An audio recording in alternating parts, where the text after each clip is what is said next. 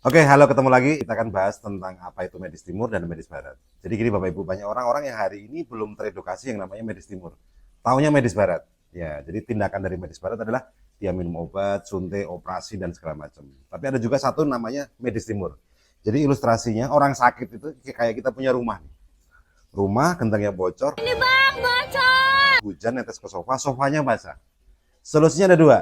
Geser sofa itu adalah tindakan dari medis barat, benerin genteng adalah tindakan daripada medis timur. Jadi selama gentengnya bocor, ya udah otomatis orang harus geser sofa sampai kapan? Seumur hidup. Makanya nggak heran kita bisa ngelihat orang-orang yang hari ini ya dia harus minum obat seumur hidup karena dia mengikuti tindakan daripada medis barat. Ya, contoh ke penyakit misalkan kayak orang diabetes. Ya, solusinya ada dua. Kalau cara pakai medis barat dia akan minum obat diabetes atau insulin seumur hidup. Tapi kalau medis timur pankreasnya dibetulin. Jadi kalau kita dikasih pertanyaan seperti itu otomatis ya pankreasnya dong. Cuman hari ini banyak orang yang belum tahu yang namanya benerin pankreas atau solusi medis timurnya seperti apa.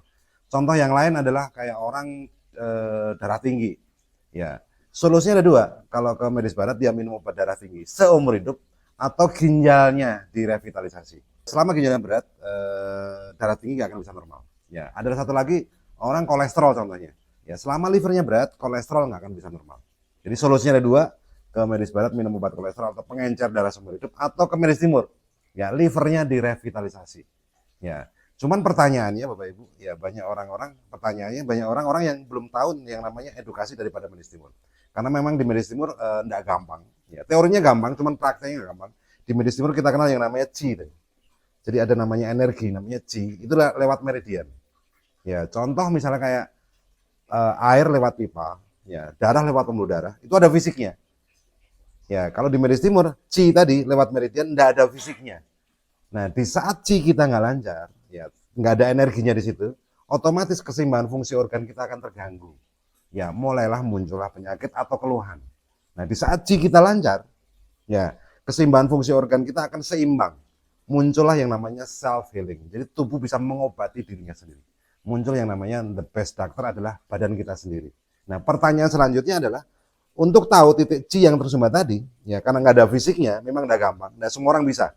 Jadi hanya orang-orang tertentu aja yang bisa tahu titik Qi mana yang tersumbat. Begitu ada yang tersumbat, dicoblos pakai jarum. Namanya akupuntur.